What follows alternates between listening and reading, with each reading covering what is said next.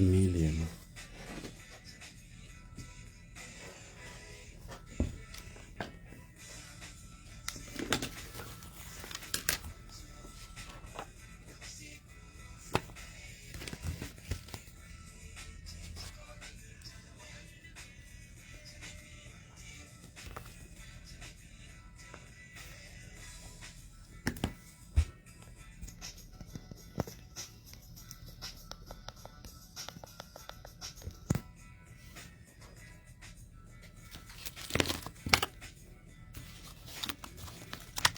The phone and this are too heavy, so the stand is not able to accommodate the weight. So, yeah, but I'm sure people can pick the... Okay. Are you able to pick my voice? Those that have gone online, are you able to pick my voice?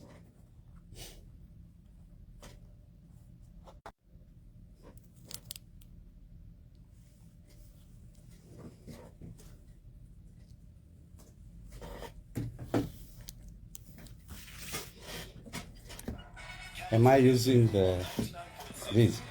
Oh, it's fine. Really, do you want to put the hashtags on this? Is it possible? No, it's what if you know? Thank you, Tyson. Thank you. Sorry, guys. Internet is acting up in case you lose feed. Yeah, we are reviewing the 2026 national budget. Thank you, Peter. National budget. National budget. Anyway, in the annual borrowing plan, our government will borrow money, and we will explain. They said they won't borrow money, now they want to borrow. Yeah, the increment in the external borrowing. Okay, you can open it, yeah. Okay.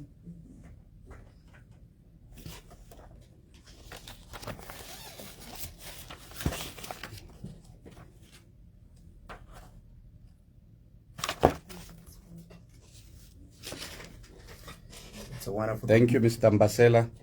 It's a wonderful good morning, and we are on the Capital Breakfast Show, and we are having a post-budget discussion with Christopher Tangombe, who is the Honorable Member of Parliament for Kamvinsa. We had him before the presentation of the budget, but now we're here to look at some of the insights that came out of the budget and some of the discussions that we can have.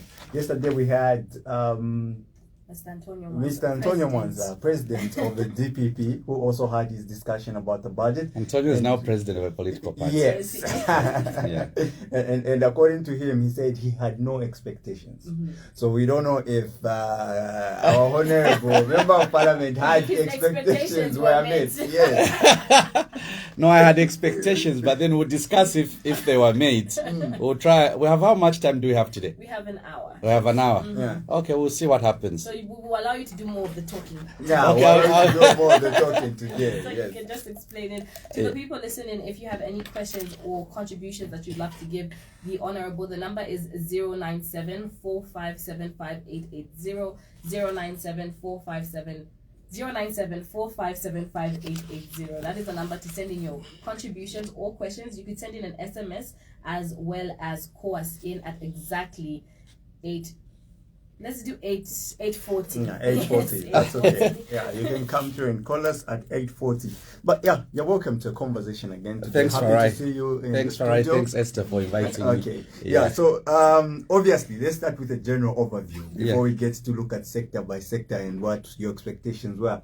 The general overview about the presentation of the minister the budget presentation by the minister. What were your thoughts after you heard whatever was said by him? Were your expectations met or they were not met? Well, before we come to expectations, so 2 weeks ago, you remember, guys, the president came to Parliament. So when the president does the official opening of Parliament, the president reads out quite a long speech. Okay, and I'm saying quite a long speech. 3 hours. 3 hours, sometimes 3.5 hours. And then, you remember, I was taking notes. When the president was highlighting policy pronouncements, I was busy writing. I was literally writing down the pointers, the things that we have to focus on in terms of the policy pronouncements, things that the president thinks we have to achieve. So I wrote down, I spent 3 hours writing down. So when Honorable Msokotwane came to Parliament, I think it's by design, he has to align his speech to what the president said. Now, because of that alignment, I kind of thought that the budget speech was boring because I felt like I had listened to it Already. 2 weeks earlier. Okay, now I kept telling the ministers who sit in front of me in Parliament that his speech was too like, but guys, isn't this what we heard 2 weeks ago? And then I remembered that there must be alignment. The president's speech and the minister's speech should align. So that's observation number one. Now, that made it difficult for some of us to start doing pointers again because you've listened to the pointers before.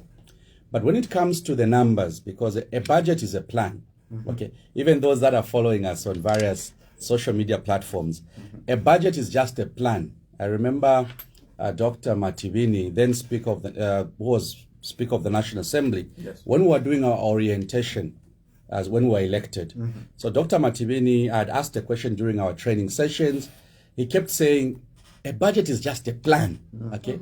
But I kept arguing. I said, no, but you have to align your plans with some realism, something close to reality.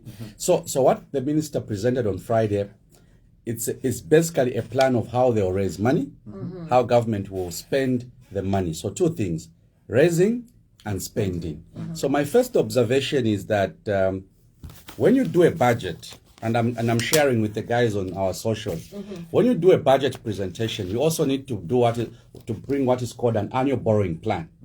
So my first reaction is that we're still borrowing. Okay. After talking about not borrowing. Yeah, the government then, before they formed government, they really said we won't be borrowing. But of course, we are going to borrow, 21 billion, which is almost $1 billion, will have to be borrowed domestically. And I'm saying domestically, meaning those that have read of buying government bonds. Government bonds, it means that government is going to issue government bonds. Now, when they issue government bonds, those that want to lend money to government domestically, meaning in Zambia, can then go and buy government bonds. So there's 21 billion kwacha to be borrowed by government domestically. Second observation, so we are still borrowing. How much will our debt stock be? Meaning, kubika promotions in Congole, chalo chakwata, we are now going to sit at $27 billion. Okay? Meaning debt is accumulating. Domestic, external, you put them together, you have 27 billion dollars worth of borrowing. Third observation, I did expect, you remember last week when you guys invited me, I did raise a concern around money for mining exploration. I did raise money for artisanal mining fund, meaning you give the licenses to the young people, but you also give them equipment. Okay, so in the budget, I was looking at the yellow book because what I have are just two documents. There's a third document called the yellow book.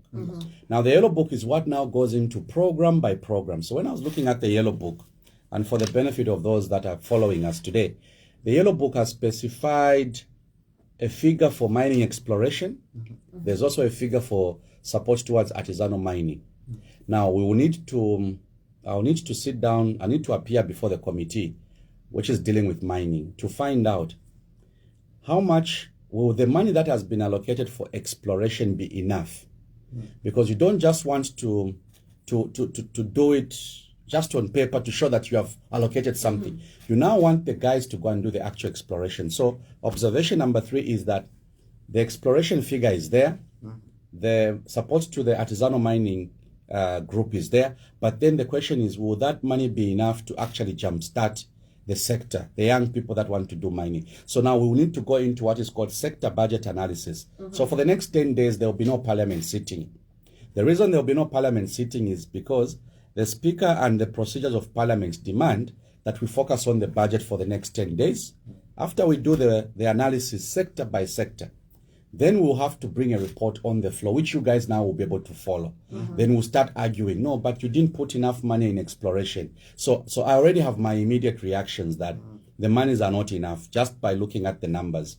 And then we can go into details. So those are my preliminary concerns, but I'll be able to highlight some of the other things which I think are missing in the budget. Yeah. Okay. So when we talk about the budget presentation, we saw certain areas receive an increment in the budget allocation, like CDF, right? Yeah. Before we get straight into mining or health, what was your take? Because we did ask you about the CDF. Whether it should be increased or not. And we've seen it increase to up to 40, Yes. which is a lot. What's your take on it? Well, I'll repeat what I said when you asked me this question last week. 36 to 40 is a good to have.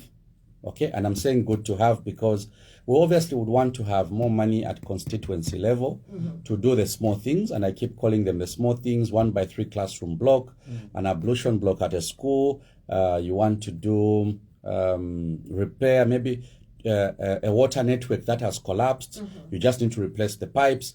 Those things can be resolved at CDF level. You want to get new desks into a classroom. Those are good things at a local level. The problem, however, is that currently we're at 36. Okay, you may have picked my argument in Parliament. We have students at Notec who are sponsored from the constituency, from Kamfinsa constituency under CDF. They've not been paid their monies for food. Okay, because when the money comes for CDF from Lusaka, we have to split it. Part of it has to go towards, or there's a contractor doing a bridge. There's a contractor doing a 1x3 classroom block at Moekera. There are women to be empowered. So the money comes as one batch. Then you have to split it. So in the end, you end up having a situation where the current 36 up to now has not been dispersed to the expected level. So we're done with September, right? So we're now going into October. October, November, December is 3 months, Esther and Farai. So if we have 3 months to go into the year and we haven't even gotten 10 million kwacha out of 36. So my question then is, next year we have elections. Next year we have to fund, right now actually, we have to fund registration of voters. We have to do other sectors, health, under different ministries. Then you have local government that needs to do roads. They have to tar roads in our communities. Then they also have to fund us with CDF. So if we are at less than 10 in the month of September, if we jumped to 40 million, which is the announcement, the minister said 40 million now will be CDF, and everyone cheered. Okay, that's a good thing. It's a good to have. But I'll tell you for a fact, the most a constituency has gotten is maybe 18 million. Okay, and we're 3 months away. So 40 million is government going to manage next year to give us 40 million. If they manage well and good. But most likely they will struggle because they've struggled with the 36.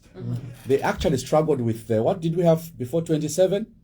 Yeah, we are 27. Yes. We struggled with 27. We went into I remember the 2023 CDF only came in December 2023.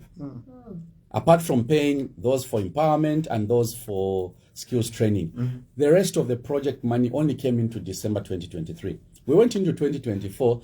Part of the 2024 money, this is when we are receiving. So the point I'm raising is that 40 million is a good to have, but unfortunately, government will not manage to give us 40 million in one financial year. Yes. So, but you've talked about this, and you talked about it last time, the late disbursement of funds when it comes to CDF. And I believe when you're in Parliament, you've got an opportunity to ask why that is happening. And when you ask those questions, why do they delay to disperse the funds? Is it that they don't have the money and they're just flaunting numbers? Or is it an issue of trying to maybe show that other constituency MPs are not working and they don't give them those funds? No, they just don't. The money, that's why I said the budget is a plan. You are seated at home saying, I would want to buy a new TV, okay? But you already have a small TV, right? You are saying, okay, I want to upgrade from compact to premium. But then you are struggling to pay compact. So what I'm trying to say is that for our colleagues in government, it's not that they don't have the money. It's not that they have the money and they're not dispersing. It's clearly a situation where, because you have to get in the money, the mines should pay the taxes. You and I, if we are getting paid our salaries, we have to pay our tax. Those that are buying commodities, they'll have to pay value-added tax, VAT. If you buy a loaf of bread, there's VAT. If you buy things in ShopRite, there's a VAT component. Then you also have to rely on other sources of revenue. So the money is not coming in at the pace that you want the money to come in. So since the money is not coming in, on the expenditure side, you have a challenge. You can't spend what you haven't collected. So that's why ZRA has been asking, pay your taxes so that we have enough money. So to answer your question, the late disbursements are purely out of not having enough income. And because we don't have enough income, my argument then follows. Do we go to 40 million CDF?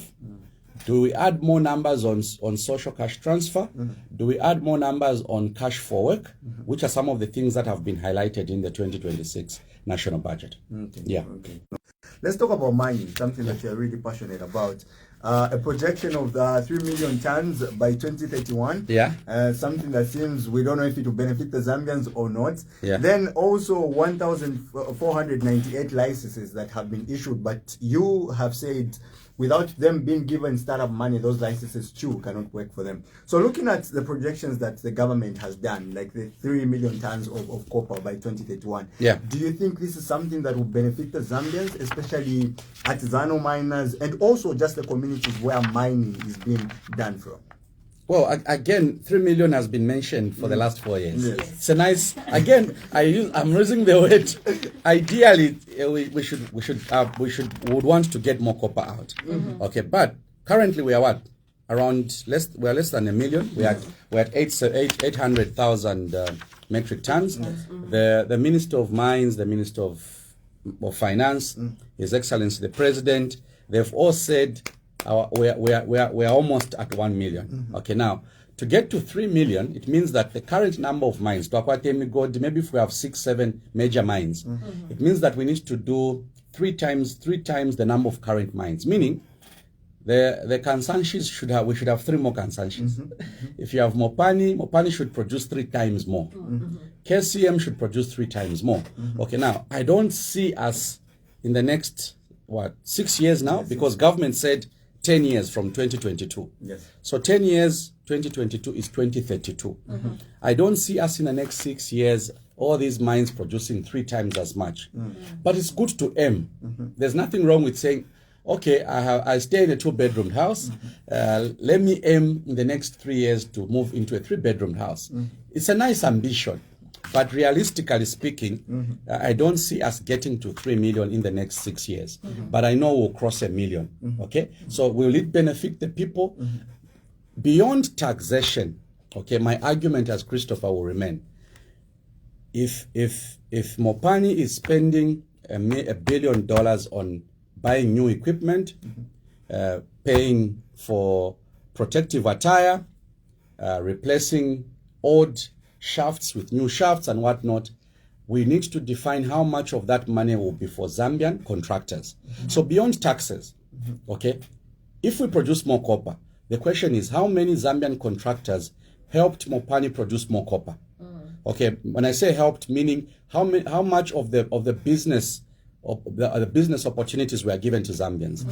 If CNMC Luanshya Copper Mines, where I had the privilege of working for a couple of months, if they are going to spend $500 million on shaft 28, okay, the question then I ask myself is, how many Zambian contractors, not Zambian employees, I'm saying contractors, meaning you have the guys getting salaries from Luanshya Copper Mines, but we also want to have contractors, the small contractors in Luanshya, to be able to be given the business opportunities. Should Luanshya Copper Mine only contract Chinese companies? That then will make sense. If more Zambians are participating in the value chain, if contractors are being paid on time, I'll be the first person to come here to say, government, you have complied with Section 10 of the law. Section 10 of the mining law says local content first priority should be Zambian contractors. So I won't be excited, colleagues, with the 3 million target if the Zambians are not carried. Okay, and that's what I think should happen. I hear your argument, but we recently saw that the Mingoma copper mine In Chingola. yeah, it's projecting to be, and I'm just reading as what was written by Cobalt CEO. And When he they said- visited the president. Yes, when they did, and he said it could be one of the biggest copper mines on the African continent. Do you think maybe with that being added onto the already mining copper mining areas we have, wouldn't that also project us hitting the 3 million metric tons? Because they said it could be commissioned next year. Yeah.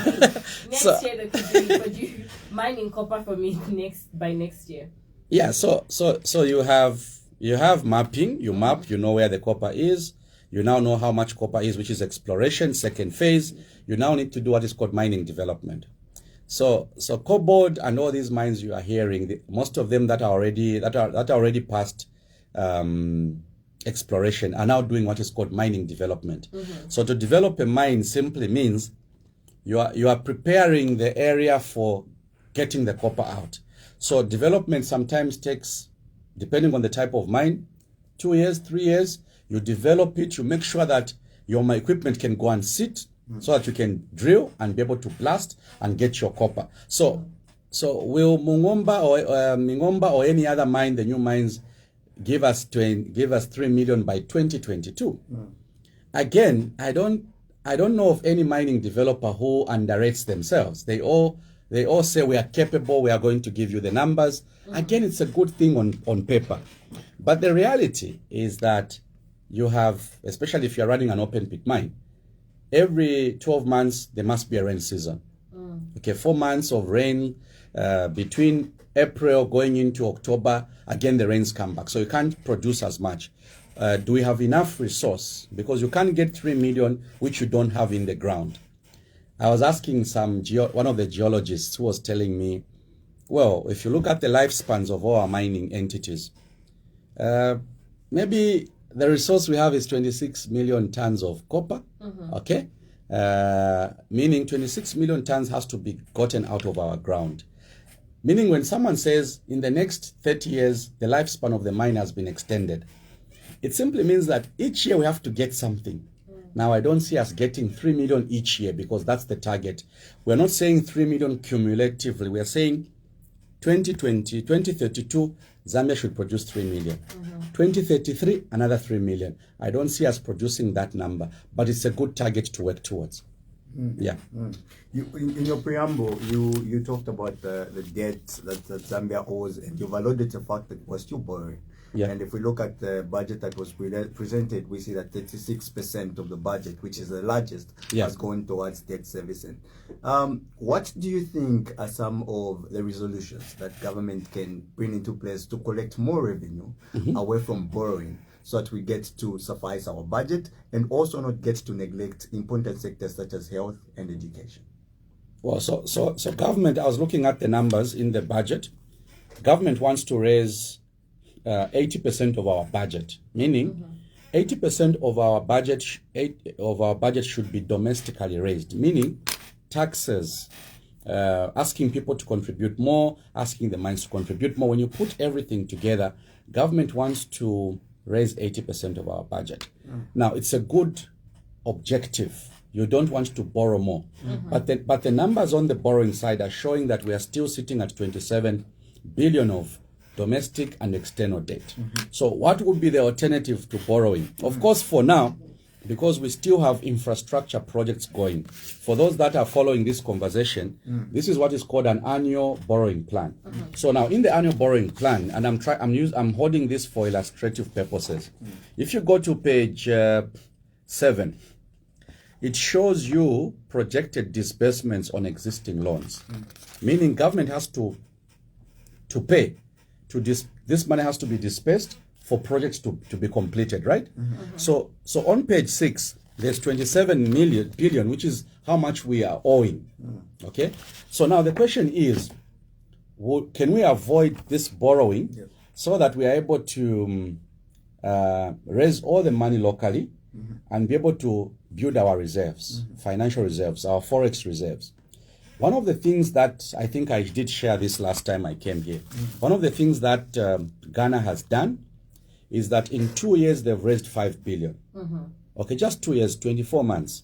They changed the law. We've been mining. Ghana said we've been mining gold for many years. So now, because there are no controls at the border, anyone can mine gold, export it. There were no controls. So Ghana decided, unfortunately, dear foreign investors, gold will just be for Ghanaians. So in Ghana, within 2 years, colleagues, they've raised $5 billion. Now, $5 billion may not finance your entire budget, but it will resolve some of the things. You can clear debt and try and have a fresh start. You want to do a water project, you know my constituency, and this is something I want to complain about. I've looked in the budget. I can't see money going towards the water projects that are supposed to finish our problems in terms of water in the constituency. I've got health facilities in my constituency. I want those to be complete, away from CDF, because CDF will just do maybe a lab, but I also want the proper health facilities, which can only be funded from central government. So looking at this budget and looking at how other countries have done it, Ghana has raised 5 billion in 2 years. What did they do? They changed the law. You want to mine gold. God is only for Ghanaians. So here I am seated asking myself and responding to your question. If we look at the two documents, the borrowing plan and the budget, is there a way in which we can raise money on our own? Yes, there's a way. If we agree that gold mining should be for Zambians, out of the 1,400 licenses that were issued, how many of those are actually productive? Okay? How many of our Zambian license holders are actually productive to the point that they can sell their gold to the Zambia Gold Company? Zambia Gold Company Bank of Zambia. That would be a good start. In other words, let's focus on the gemstones. Let's focus on the gold. And I want to be on record. I'm not saying let's grab, let's chase the investors. No. Dear investors, wherever you are, Christopher is not saying we're chasing you. Christopher is saying the current mines, we already have agreements with you guys. We'll let you run. But for the new mines, anything new, anything that has not been exploited, and I was hoping this could be captured in the budget. The budget is saying there'll be a fund for exploration under Ministry of Mines. There'll also be a fund for what they are calling artisanal mining fund. But then, is the money enough to actually see the potential that Zambians should be able to provide to this sector? So that for me is an alternative. Is it possible we can tax our citizens more? I'm not for the idea that we increase the tax rates for Zambians. Zambians already are paying in that bracket. Let them continue paying in that bracket because they have to contribute to the growth of our economy. But let's look at the money spinners, the mining sector. If we have more productivity, I think we'll get more money in terms of taxation. Yeah. Okay, this is a pretty interesting conversation. If you have any questions for the Honorable, the number is 0773-792-475, or you could text us or call us on 097-457-5880, 097-457-5880. So now, away from our questions, when you when you take a look at the budget, you talked about sector by sector budget analysis. When you look at it on your own, what do you think were parts of the budget that was significantly neglected? So the theme of the budget is consolidating economic and social gains towards a prosperous, resilient, and equitable Zambia. Well, first of all, theme night. It's It's an essay. You feel me? It reminds me of high school when we were doing debate. Let me paraphrase. So we need this. We need a simplified version of the theme. Okay. So the theme is talking about consolidating economic and social gains. Okay. So government is saying we've made some gains.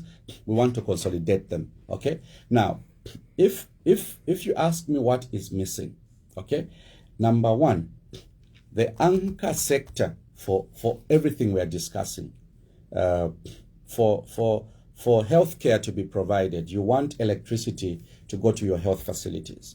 I've got health facilities such as Ndeke, there's Kitwe Central Hospital in Kitwe, we have Ndola Central Hospital, we have UTH, these are big health facilities.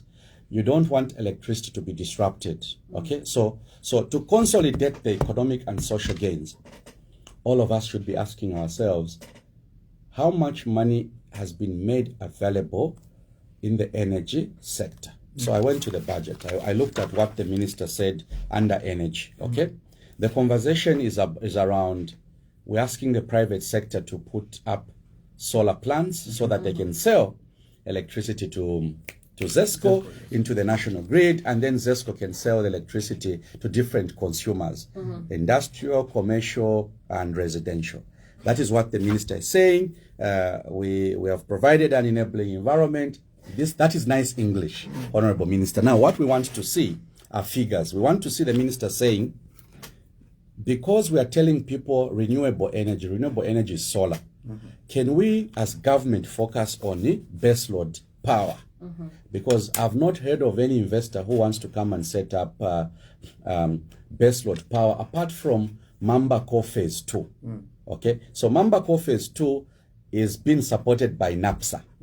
NAPSA is your money, it's my money. It's contributions from Zambians who are working.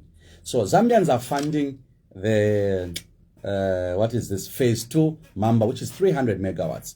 So I'm looking at the budget, okay, under Ministry of Energy. I can't see, I don't want to call it Phase 3 Mamba. I can't see another project that will be set up that will be owned by government to provide what is called base load power.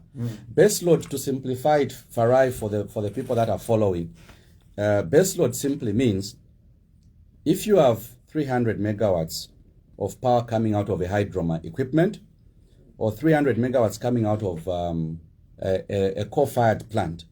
Uluchelonga 300 megawatts. In the afternoon, it should be 300 megawatts. Colleagues, in the evening, it should be 300 megawatts. That is called base load power. Meaning, constant. Now, you can't take solar into the national grid, which is designed to only accommodate 1,000 megawatts of solar. Meaning, share base load, the electricity which doesn't fluctuate. We can't take in solar. So Kubale Kutika, those that are following the program, you can't take in so much solar if you don't have enough base load. So what government should have done in this national budget is to be able to say, we're going to spend 253 billion kwacha, which is our budget. Out of this, the anchor sector is energy. Our contribution as the Zambian government to resolving the challenges of electricity is that we'll provide the base load, or we're going to partner with a foreign entity to set up more base load power. Colleagues, then we can have people throwing in their solar. Because solar ilapona. Oluchela yachiba 50 megawatts, and you are lucky if you get 50. You then have maybe, as you go towards evening, solar ya ilepona. To industrialize our economy, to consolidate what the minister is calling consolidated the gains. Base load is important. I haven't seen major pronouncements here. I was expecting the minister to say, we're completing a feasibility study for 5 more hydro plants. Luapula will give us 1,200 megawatts because there are 5 sites. 200, 200, 200, 200, 200. So you ask me what is missing in the budget. The anchor sector called energy has not been given the investment it needs for baseload power. You do the feasibility study, go to Africa Development Bank or go to the World Bank, ask for money to support you to set up baseload power. Then you can ask the private sector. Then you can ask individuals. Those of you who have a bit of cash, set up your solar plants. ZESCO will buy your power. ZESCO can't buy a power, like the power from Chisamba, for instance. It's rated 100. But 100 taikwanisha a solar machine. They won't tell you this, but I'll tell you for a fact. That solar plant in Chisamba, rated 100 megawatts, can't give you even 50 megawatts. Because it's a solar plant. Okay, and I'm challenging anyone from ZESCO. It can't give you that 100 megawatts. It's not possible because it's solar. So you need the base load. So that even if Chisamba doesn't give you 50, you still have power to support the national grid. And that for me is missing in the budget.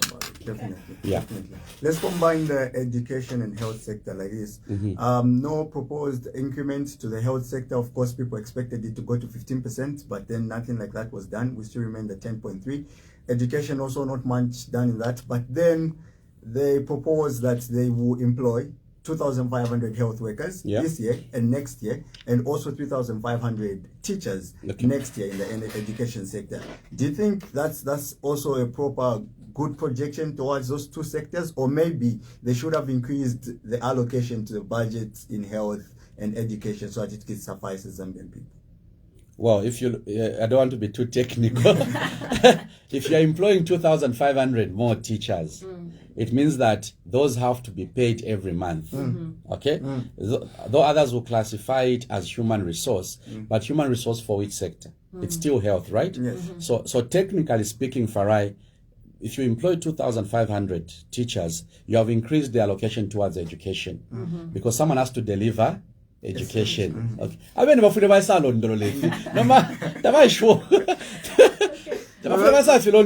you're there. So you can explain it. Yeah, so if you employ 1,000 nurses, they'll have the 1,000 nurses, the allocation may appear to be under PSMD, Public Service Management Division, where they employ workers. Okay?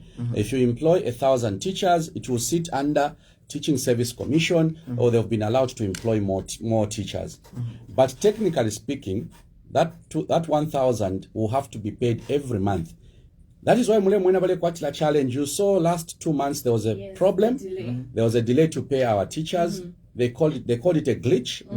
Okay. So glitch kubale kutikana ine glitch shishiwe. So a glitch. People calling, I'm so yeah, sorry. okay, The please. people calling, Oh, we are ready. that the phone line will be open at 8:40. So we have a few more minutes for our honorable to finish. Yeah, let me discussing, and then quickly we'll wrap open up. the So phone lines. the reason why we seem to have a challenge paying civil servants on time, and they called it a glitch. The real reason could be because the wage bill has increased. A wage bill is simply how much money you have to pay in salaries for public workers. So because we've employed more people, the wage bill has gone up. So wage bill ngayakula, it's like pangan. Okay, you have someone who cleans your surroundings outside. Then you decide, let me employ someone else to do flowers separately. Let me also employ someone to do the cleaning inside the house. Okay? Because you have 3 more workers, it means on your income side, you should have more money to pay them. So I'm a teachers, Namane says, it's good to employ more people to provide, to reduce the teacher pupil ratio, to have more nurses to attend to our health facilities in Kamfinsa, Chimwemwe, across Zambia. It's a good to have. But if on the income side, you would take what taboko itendalama, ishala filisha, ukulipila baliaba bomfi. Then we are creating a problem. So my appeal to government, you have a budget which says we're employing more teachers, more health facilities. Can we balance it up on the income side? Because this is just a plan on how you raise the money. Now, if the plan doesn't work out, I hope that we don't have a challenge going into 2026 to be able to pay our teachers and to be able to pay our nurses. So my view is that the Abuja declaration says 15%. But then the guys in the water sector will also come with another declaration. Now, if we try to allocation, you mentioned 20%. Then who else will come? Education also will come. Education will also come. So now it's not mining fund. Everyone is. It's not possible to get all the monies into the national budget. But what I do know is that it is possible to pick priorities under education. For the last 4 years, government has been saying they'll complete the hostels at Unza, and CBU. The previous government did enough in terms of getting the project up to where they ended. What is remaining is to finish those hostels. Yeah. I hope next year, I hope next year the commitment which government has made, they've made a commitment in the budget, hostels will be completed. I hope the disbursements will be done. So I really hope that the money will be made available to complete those hostels at UNZA as well as the Copperbelt University. Yes. So for those who are coming through, the number to call us on is 09745758880, 097458880. So you can call us now. It's open for you to call. You're free to call and ask the Honorable a couple of questions. yes. So there've been mixed feelings about the PPPs and Private-public partnership. Yeah. So we saw that the minister did propose an increment to toll fees come 2026. Yeah, and people have been alluding to the fact that, because now we are having these PPPs, this is the reason why now it's going to be a business. So anytime around when they feel like increasing, they will increase because at the end of the day, they want to make money. Yeah. What are your thoughts about the increment on the toll fees for small cars and other cars? Well, the proposed increments are on specific vehicles. Okay, I don't think the small cars are included. But then you have what they are calling three axle vehicles. They are proposing on heavy vehicles with 4 axles and then abnormal loads. Now, what is the purpose of a toll fee? A toll fee allows government to raise the money and maintain the road because it's difficult to find money for maintaining roads. Okay, the fiscal space is small. Cash is tight. So what do? You then decide that we will put a toll gate, put 4 of them, and then be earning money. Now, my proposal on, for instance, the Lusaka Ndola, I would have loved that we exclude what they are calling the consortium. We would have just asked NAPSA to do that road. All the monies would have been going to government for the next 25 years. Others say it's water under the bridge. Well, we could have done it better. Could we have failed to raise $600 million to be able to do the Lusaka Ndola dual carriageway and the township roads that are included? I think we could have done it ourselves.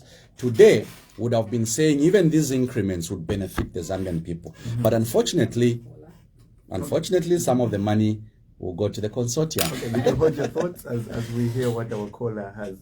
Good morning. You are locked into a breakfast show on Capital FM. Your contribution and where you're calling us from? Good morning. Morning. Okay, you're speaking to me, Ernest, calling you on Lusaka. Okay.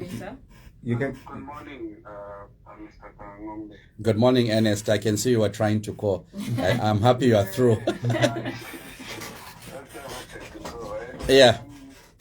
For me, I'm just proud of you, my brother, to be honest. Your political career, I can predict to say one day you'll be the president of this country because the way you play your politics different with others. I don't want to say much, but we only wish you and also want you to continue this kind of politics. You know, to be in opposition is not something which is so easy. And also to speak for the people, you need to be realistic. Today, everyone is open up. We know what is true. We know what is how lights are now. You know, from Kaunda to Heche, in these presidents, Libata, Iwana to Galapo, but at least we can see where we are now.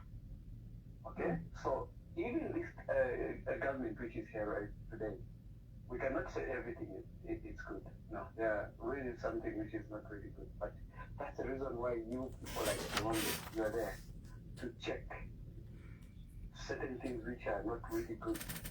Be with them, my brother. The only thing I want from you is the way you explain things, the way some of us, we are paying attention to you because I can see the way you articulate figures and whatever they do. You really want to make sure that people of Zambia are benefiting in whatever they are writing on the papers. And that's the job which we want you to confirm. If what is, for example, you were talking about what's this again?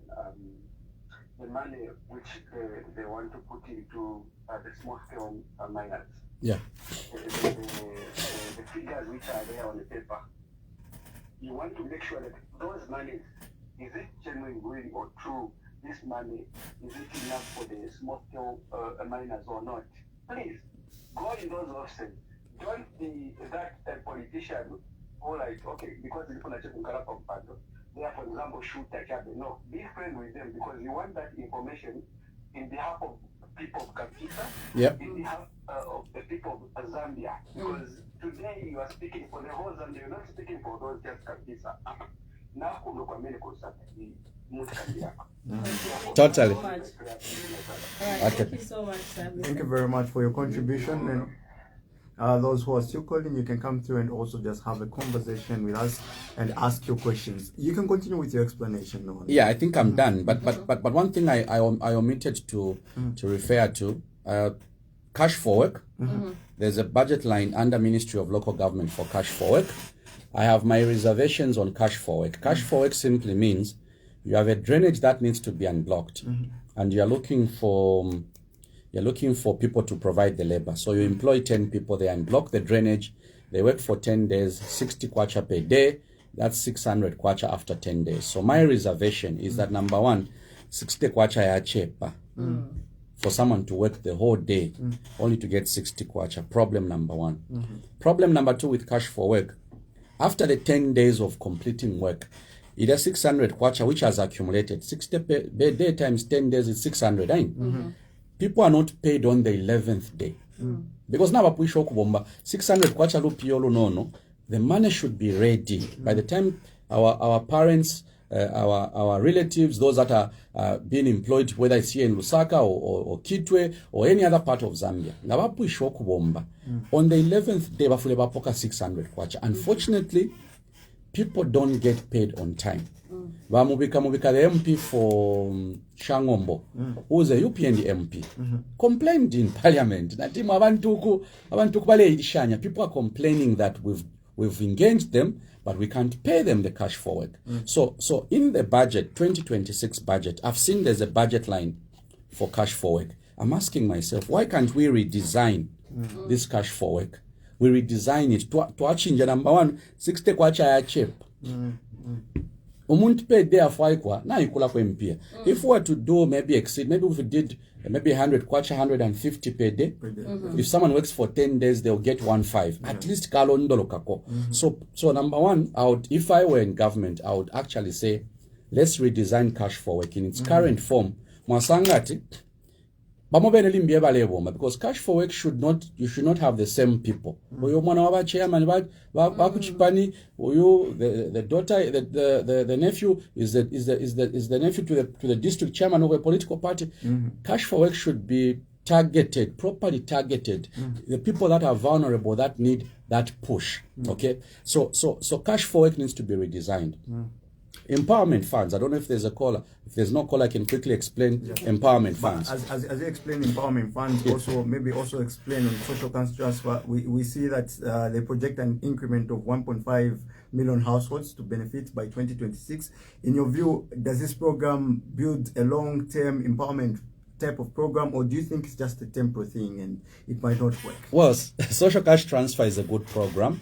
The only challenge we've had with social cash transfer, and this is not a new problem, again, it goes back to what is the impact of the money. Others will argue because they want the program to look like it has the right impact. So if you bring in someone else to come and sit where I'm seated, coming from government or a ruling party, they'll say we have really helped people with social cash transfer. Now, my view as Christopher is that if we are paying people 280 kwacha every 2 months or 480 kwacha every 2 months, on paper, government says we are dispersing the money because it has to help people every 2 months. These are poor and vulnerable people. Social cash transfer is for poor and vulnerable people. So I'm asking myself, as a social protection measure, Is it possible that we can scale it up, not scale up the beneficiaries? I'm saying you scale up how much money goes to one person. Okay? And I've had discussions with a couple of people, diplomats, people that would want to support this program. And they are saying, look, if our interest is to support social cash transfer, if Yama Cash for Work feel politicized. So what we need to do on social cash transfer is, number one, let us support those people called the CWACs. The CWACs are these are the lower organs that help identify the vulnerable people. Let's have people who are independent managing that process. You go into Mlenga compound, don't look for a party official to benefit. Go and look for the vulnerable people. Okay, because that's the intention of social cash transfer. That's the intention of Cash for Work. So if you ask me, which program would I lean towards? For me, I would ask that we put more money in social cash transfer.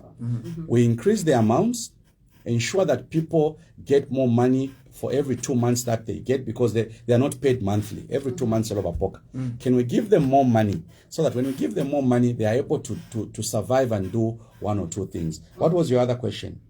My question was whether it is a long-term project that will work. No. Currently, it's not sustainable. It's not sustainable. Because you want to help someone survive for a good number of years. Now, if you're giving them 280 kwacha every 2 months, can they do other things? Although the argument would be, MP, social cash transfer is not for starting a business. That's why you have other interventions. But then we can discuss the other interventions. You have 40,000 kwacha given out as a grant to how many people in a group? 20 people in a group. Yes. You divide 40,000 by 200. Yeah, others will argue someone can buy 3 trays of eggs. They can start a small business. But what are the results showing on these monies? The results, Esther, are showing that people get money. Immediately they come out of a bank. Okay, no, we are 20. Chairman, chairman, so the chairman gets the bigger portion. People are not using the money for the intended purpose. So what's missing in the budget? We are discussing the budget. I was expecting, when they were announcing, we want to employ more teachers, more health workers, I was expecting government to announce that each constituency will now be given an empowerment officer. For instance, Farai, if you are in Mandevo constituency and you are employed as an empowerment officer, Monday to Friday, you should be dealing with groups that want to be empowered. Don't involve the politicians. Don't wait for Honorable Shakafusa to go at the constituency office to deal with those issues. Don't wait for Christopher to arrive back into Kamfinsa to be dealing with issues of empowerment, because you want to track the people that are being given money. How are they using the money? What challenges are they facing to do basic things in business? So I was expecting in this budget, and I have a motion coming in Parliament, asking government to employ, each constituency should have an empowerment officer. The guy, the lady, the young man that goes into Mlenga compound, looks for the chicken runs. Because people say, give us money to kala take enkoko. Time comes for them to pay back. They say, no, the chickens died. So Esther, do you expect us to get the right outcomes if we don't have systems in place? So what's missing here? Money has been allocated, empowerment funds. I don't agree that we should continue dispersing empowerment funds the way we are dispersing it. People are given loans, the politicians are the ones announcing, the handover is being done by the politicians, people won't pay. 2, even after you disperse the money, there's no officer to run with the programs to ensure that our people really get the empowerment they desire. I wish we could have had something in the national budget. Yeah. Which other sectors before you went to social? Agriculture. Yes, agriculture. And as you talk about agriculture, we see that I think all their projections were by 2026, but then they don't mention the month and when they will do it. So we don't know if it's after the elections or before. So there was something said on the e-voucher. They say to reach all districts by 2026. Yeah. Do you think this is something feasible? And is it something that is going to work for the farmers in the areas? Because already there's late delivery of these farming inputs that are supposed to be sent, Yeah. and now extending the reach to all districts. Do you think it's Yeah. something that is feasible? Yeah, so two challenges currently. Number one, camp officers. I don't know if you guys are familiar with how the distribution of inputs is done to farmers. So in Kamfinsa, we've got a farm block called Katoka Mema. Okay, so in Katoka Mema, ideally you're supposed to have a camp officer, an officer of Ministry of Agriculture, who has to ensure that the correct beneficiaries are identified. Because FISIP is not forgiving anyone, okay, or someone passing here in Lusaka. I'm learning that even in Lusaka we've got FISIP beneficiaries. Yes. Esther, I'm asking myself, okay, yeah, maybe they do a bit of farming in Chongwe, but ideally FISIP should be for the small guys, the farmers who are at a smaller scale, those who can't afford. Those are the people we should push, okay? So the number of camp officers in this budget, I wanted to see the number of camp officers increasing, number one. I also wanted to see us providing facilities where these camp officers can be staying. You can't have a camp officer who stays in Kitwe Town Center, but he has to go and monitor my farmers in Kamfinsa. Why can't we station them in the constituency? Why can't the camp officers live with the farmers there so that they're able to see, are they getting the correct farm inputs? Problem number one. Problem number two, you talked about these targets. Government is saying 10 million tons of maize in the next couple of years.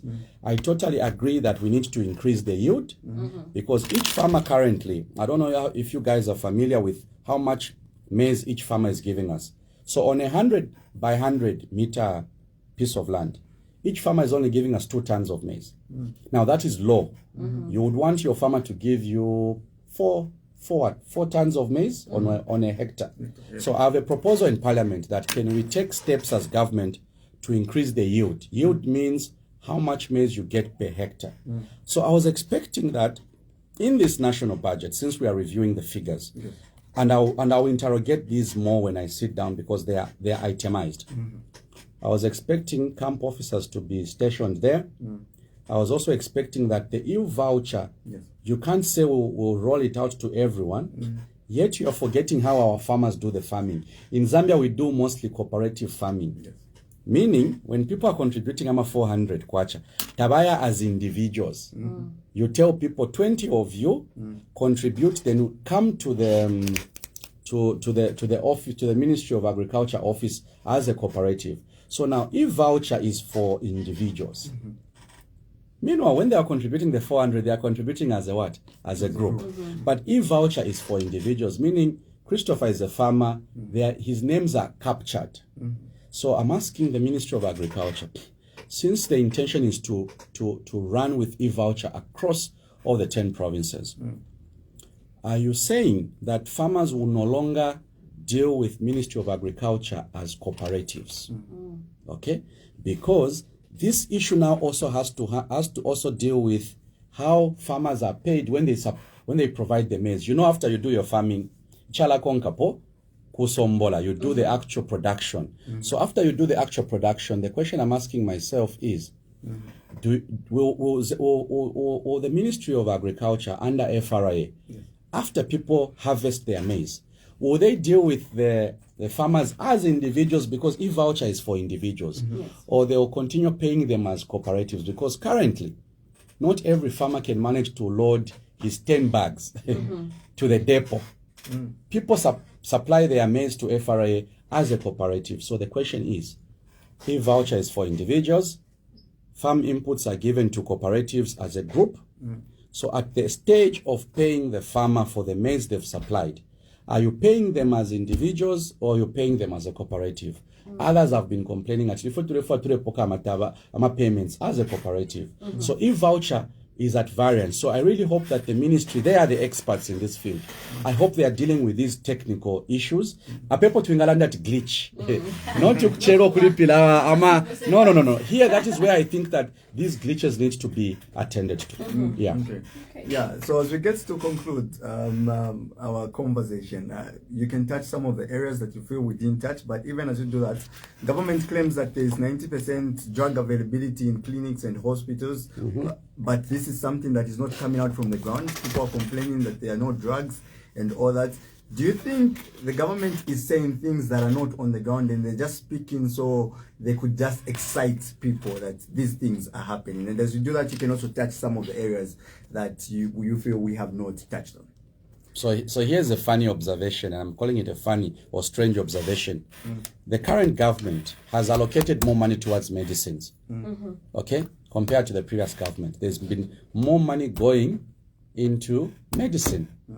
Now, despite that, the funny part is that, and I'm calling it a funny observation, you have allocated more money, the national budget. So even right now, the figures will show that more money has been allocated for medicines. But the funny part is that the availability is poor. You go into our hospitals in Ndeke, Monday to Tuesday, Wednesday, umutini shwapo. Thursday, Friday, Saturday, our health facilities do not have medicines. So where is this money going to? The extra money that is being allocated, which is a good thing. How come we don't have 90% Balela and Damuri speech? And you know, that's the Minister of Finance. He's just been taught, because I mean, he's not the one who runs Ministry of Health. There are people. This budget speech is prepared by all the sectors. So there's a budget committee that sits down to say, for us in health, Minister, this put in this in your speech. So the minister is just reading. 90% availability of medicines. Esther, go to any health facility. Go to Kanyama Level 1 hospital. By Tuesday, you are lucky you find your painkillers. You'll be lucky. By Wednesday, if you find your antibiotics, you are lucky. Because the population is huge. So I expect that when we announce 90% availability of medicines, People are calling us from our constituencies. I get, if I show you my phone, there are messages. People asking me, MP, we went to Central Hospital, we can't afford this and this, can you help us? It's because the health facility is not able to provide. Yeah. No.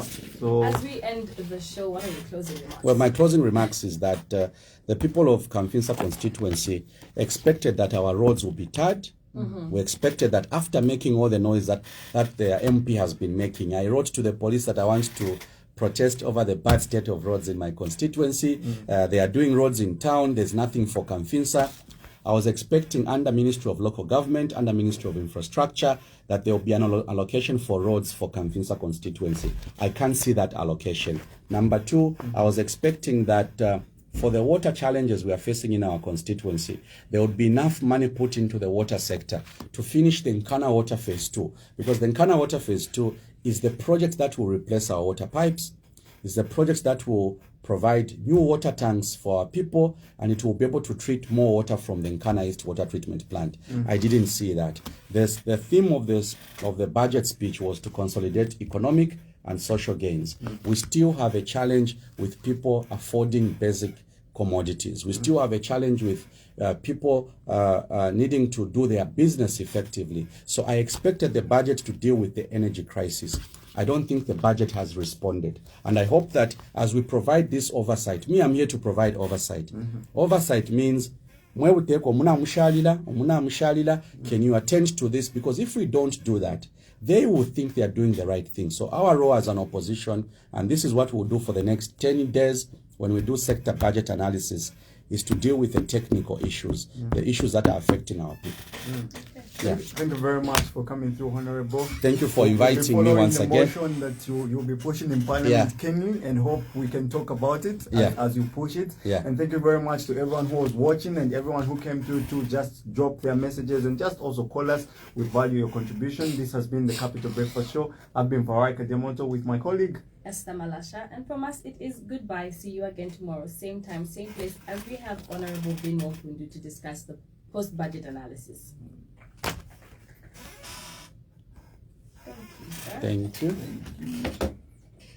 budget yali kulisha. No. We appreciate it. What We else did appreciate we you being discuss? here. We What didn't, other we didn't even areas? discuss tourism. We Oh, didn't- yes. Yeah, but I mean, you can't discuss everything in an hour. No, Yeah. yes. Okay, guys, thank you very Thank you much. so much for coming. We appreciate you being here. Guys, I'm going offline. Thank you for tuning in. Those that tuned in, thank you very much. Okay.